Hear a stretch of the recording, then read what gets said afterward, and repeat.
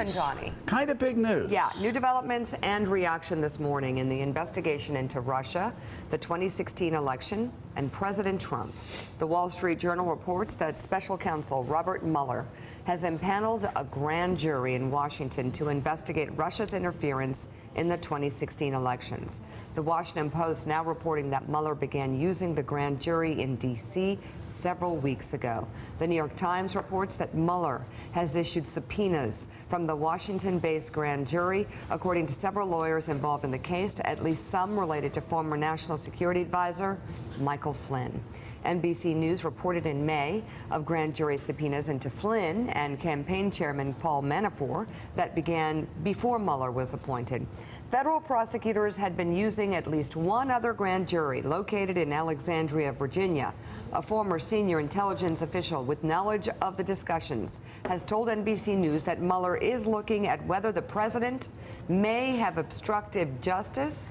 A grand jury is routinely used for complex investigations and is not solely for hearing testimony, but also for obtaining records. A lawyer for President Trump responded, "We favor anything that accelerates Mr. Mueller's work and remain committed to fully cooperating."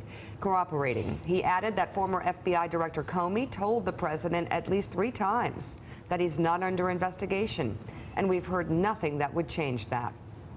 The only concern at the White House is that this be done fast and fairly.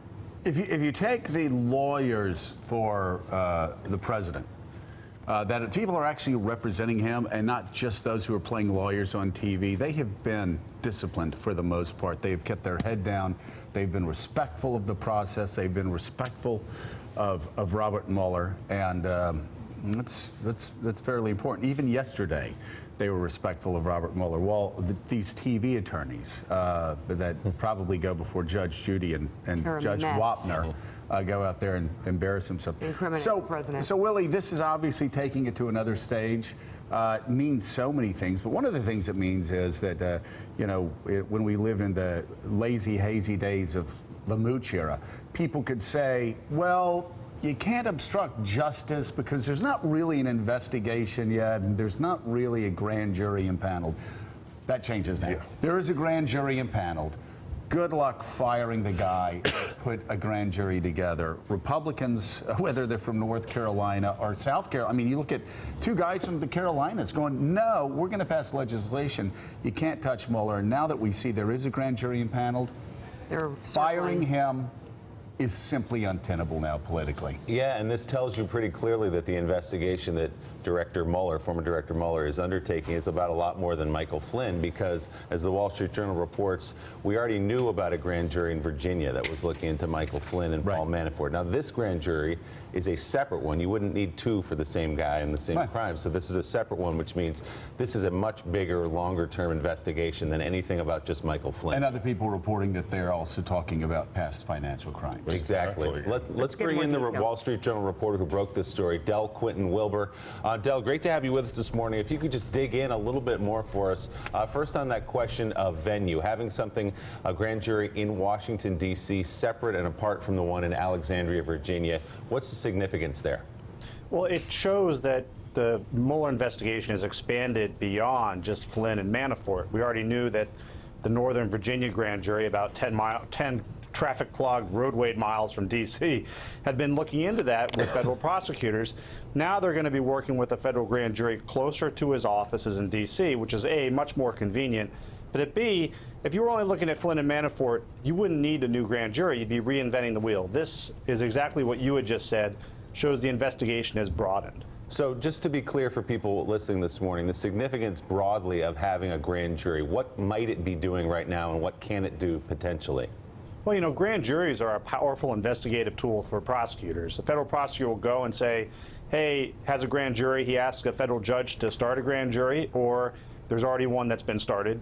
And the federal prosecutor, in this case, Robert Mueller, will go to the grand jury and say, hey, I'm investigating this, this, and this. I need your authority to permit me to issue subpoenas, gather information, bring some witnesses to you, compel testimony. And by issuing those subpoenas, people have to comply or they get hauled before court if they avoid it, and it locks people into their testimony. So if it's near his office, it's much easier to work with a witness before in your secure facility. They won't say where their office is. They just say it's a secure facility. Right. And then you hustle them over to the grand jury, put them before the grand jury, and lock in their testimony. You look at the last grand jury impaneled for a president, and you look at Bill Clinton. And there were a lot of people that knew that Bill Clinton committed perjury in his deposition that said, okay, he was surprised, it was a deposition. Yeah. We're not going to vote to impeach him for committing perjury in a deposition. Once you go in front of a grand jury, if you lie in front of a grand jury, at least where I'm from, you go to jail. You're in a penitentiary in Atlanta, Georgia, for a time. That's what, I guess, for people at home to understand, this isn't just some little procedural trick. The stakes have been raised. You lie in front of a grand jury, you're a felon, and you're going to jail. And if you're a president, you're gonna get impeached. You're gonna get impeached, and you know, it's the FBI can ask you to come in for an interview, and of course, if you lie, that's committing a crime.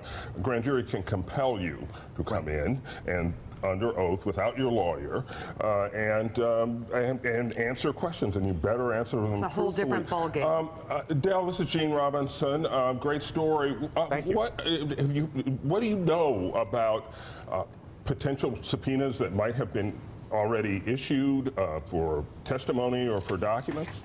Well, you know, other news organizations, including the Post, the Times, and Reuters, have reported that they've issued subpoenas to various people involved in this investigation. They're looking at possible crimes ranging from obstruction of justice to, you know, the underlying facts involving Michael Flynn and his work for, you know, foreign business interests. And so the point of the grand jury process, it's so interesting, is it's very secretive, but it's not completely secret. So what it tells you is that, like, you know, Mueller had took over Comey's and the FBI's counterintelligence investigation, which had a criminal component. If you're doing a counterintelligence investigation, it's very secretive. You use a lot of FISA, that's why they needed a secure facility. Grand juries are also secret, but it's a level of public disclosure that can come with it. For example, witnesses can leave the grand jury and tell you everything they said. You get a subpoena, you can put it online.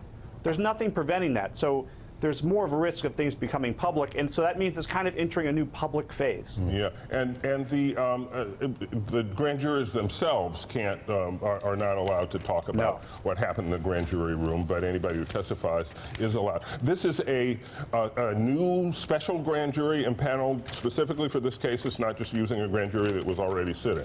Is that right? What we reported was that he went and got his own grand jury. And it makes a lot of sense that he would, because you wouldn't want to, like, schedule time. If you're working on a very complex investigation like this and you have to present evidence eventually to the grand jury, you have to make reports to them. You don't want to, if it's going to go on for a while or it's a really complex matter, you don't want grand jurors' minds getting cluttered up with 150 other cases. You know, but again, it's also like being under a grand jury investigation does not mean there's going to be indictments. It doesn't mean anyone's going to be charged. It's secretive for a reason, to protect the innocent, right? It's not a public flogging. And so, you know, it's an interesting step. It's an important step. But it does not mean that, you know, people's hair should be on fire and we should be viewing this as, you know, indictments coming down the road. All right, the Wall Street Journal's Dale Quinton Wilbur, thank you so much. Appreciate your reporting. Clint, what do you think? Oh, I think there's what's the impact of a grand jury? I think there's a couple things we should look at. Location matters more than convenience. Usually, if you see the crime where it actually occurs, this could also be signaling that whatever they're looking at has a nexus in D.C., not out in Virginia. So I think that's important. I think it also signals strategy. You want to bring in for testimony or for records things that you want to lock down early, and this can really signal the direction that they're trying to go. So financial records, a smart person on defense with good lawyers is not going to cough anything up unless they're commanded to under threat of going to jail.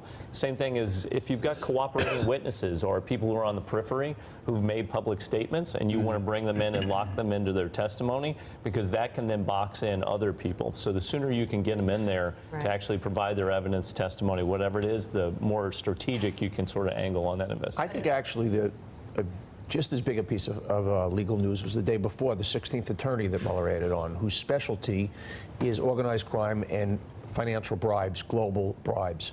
You know, Clinton investigation started out with Whitewater, ended up with a stained dress. This is starting out with collusion. It's going to end with finance. This is about money.